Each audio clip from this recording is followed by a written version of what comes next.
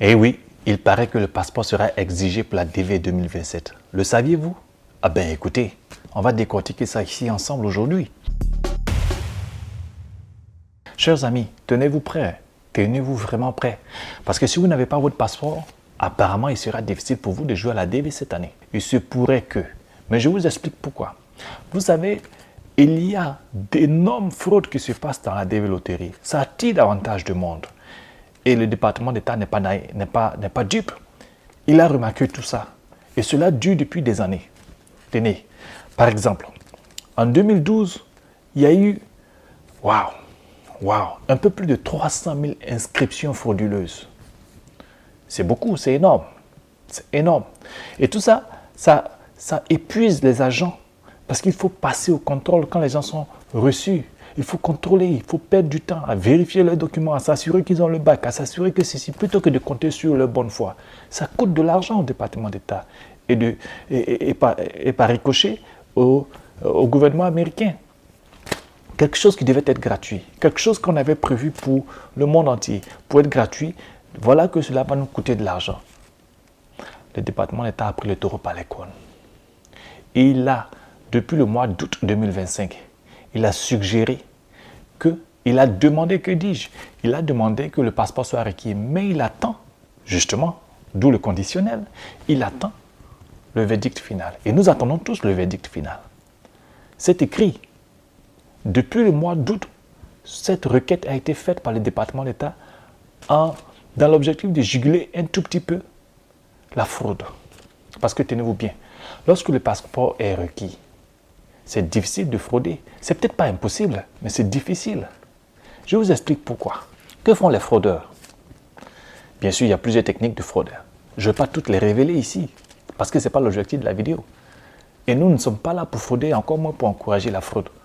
Mais je vous révèle quelques petites choses pour que vous aussi vous fassiez attention. Est-ce que vous savez que parfois il arrive que des agences d'inscription inscrivent les candidats qu'elles ont déjà eu à inscrire de nouveau l'année suivante sans le consentement de ces candidats-là? Et bien sûr, le pauvre candidat ne le sachant pas, parfois va s'inscrire de nouveau lui-même. Ça fait double inscription, vous êtes éliminé. Mais ça, ce n'est pas une fraude. Là où ça constitue la fraude, c'est que, imaginez-vous que vous inscrivez dans une agence une année et que l'année suivante, bon, bien sûr, peut-être que ça ne marche pas, et l'année suivante, l'agence vous réinscrit, mais ne vous informe pas. Et vous, peut-être, vous êtes découragé, vous n'avez plus rejoué. Et quand vous êtes sélectionné, s'il arrive que vous êtes sélectionné, ce qui arrive d'ailleurs, l'agence vous contacte alors et vous dit, écoutez, monsieur ou madame, vous avez été sélectionné, on a joué pour vous, mais comme c'est nous qui avons votre numéro, il va falloir que vous nous donnez X, Y, Z comme montant. Et ce sont très souvent des milliers de dollars que les gens demandent. C'est beaucoup d'argent. C'est beaucoup. Et ces personnes-là désemparées ont bien envie de venir aux États-Unis. Elles font tout pour avoir cet argent. Ça, c'est de la fraude. C'est de la fraude. Puis, s'il arrivait que ces heureux sélectionnés, à leur insu, entre guillemets, n'ont pas la somme requise, il y a des agences qui vont jusqu'à leur proposer de faux mariages.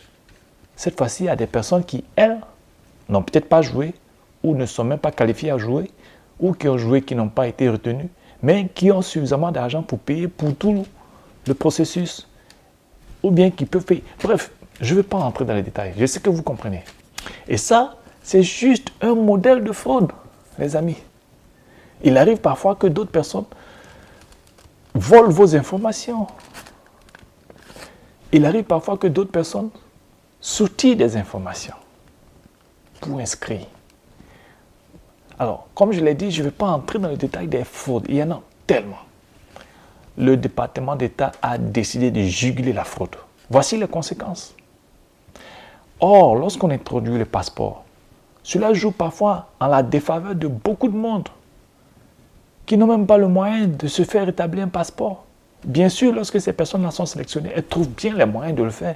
Mais pour jouer, initialement, elles préfèrent jouer gratuitement que d'avoir à se faire établir un passeport, n'est-ce pas? La preuve. Je vous donne des chiffres. De 2016 à 2020, il y a eu entre 11 000 et 14... Pardon. entre 11 millions, que dis-je, et 14 millions d'inscrits chaque année. En 2021, voici que le passeport est requis. Nous chutons drastiquement de 14 millions à 6 millions. C'est énorme. Plus de la moitié des gens ne se sont pas inscrits parce qu'ils n'ont pas de passeport. C'est beaucoup lorsqu'on demande le passeport. Vous voyez l'effet négatif du passeport. Mais indirectement, c'est là que cela peut arranger certaines personnes qui, elles, détiennent le passeport. C'est qu'il y en a qui gagnent plus facilement lorsque le passeport est requis. C'est normal, c'est mécanique, puisque on prend toujours le même nombre de personnes. Autour de 100 000 personnes qui sont sélectionnées. Parfois 98 000, parfois 102 000. Ça varie autour de 100 000. C'est le département d'État qui détermine. Mais toujours est-il que, étant donné que le nombre de personnes sélectionnées est presque tout le temps constant, à quelques milliers près, si le nombre d'inscrits, lui, varie par des millions, la probabilité que vous soyez tiré de la corbeille, absolument c'est électronique, est encore plus grande quand il y a moins d'inscrits. C'est mécanique, c'est de l'arithmétique. Voyez-vous? Donc si cette année, le passeport est requis, c'est certain qu'il y aura très peu d'inscrits. Surtout qu'il faut désormais payer $1. Tout le monde n'a pas $1, croyez-moi les amis. Il y a des pays où les gens vivent avec moins de $1 par jour. Ce n'est un secret pour personne. Les chiffres sont partout, le FMI en parle, la Banque mondiale en parle. Donc, ce que je soupçonne qui risque de se produire cette année, c'est qu'il y ait peu d'inscrits. Si effectivement le département d'État réussit à faire passer ce qu'il souhaite. Mais si les décideurs décident autrement et acceptent que la DV Loterie 2027 soit effective sans la demande du passeport, alors ça change tout. Il y aura beaucoup d'inscrits et il faut juste espérer être sélectionné. Chers amis, je vous donne encore d'autres chiffres. Tenez, en 2024, lorsque le passeport n'était plus requis, chers amis, tenez-vous bien, nous sommes passés de 9 millions d'inscrits à 24 millions d'inscrits. Subitement, simplement parce qu'on a retiré le passeport. Vous voyez l'effet levier que constitue le passeport, l'exigence du passeport. C'est énorme.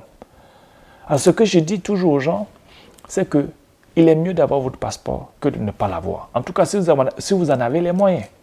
Et même si vous n'en avez pas les moyens, la chose la plus intéressante de la DV Loterie, c'est que elle se réalise, elle se produit une seule fois par an. On a donc 365 jours avant la prochaine échéance. Si vous ne pouvez pas participer cette année, préparez-vous au moins pour l'année prochaine. Mais n'abandonnez jamais. Si votre souhait, en tout cas, est d'immigrer aux États-Unis légalement en passant par la DV Loterie, bien sûr, ce n'est pas la seule voie. Mais bon, c'est une voie légale et qui existe, pourquoi ne pas en profiter? Mais faites-le légalement, les amis. N'allez pas vous faire établir des documents falsifiés et tout ça, parce que cela peut vous rattraper de toute façon. En tout cas, moi, je ne vous le conseille pas. Et bien sûr, si vous avez besoin de conseils, n'hésitez pas. Vous pouvez toujours nous contacter, on vous donnera les conseils que nous pouvons vous donner. Et vous pouvez aussi, absolument, c'est votre droit, vous attacher les services d'un avocat ou d'un professionnel des lois. Chers amis, c'est sur ce point que nous allons laisser pour ce jour. Je vous souhaite d'agréables moments et surtout, n'oubliez pas de vous abonner et d'activer la cloche afin de recevoir presque systématiquement toutes nos vidéos. Nous portons l'information vraie.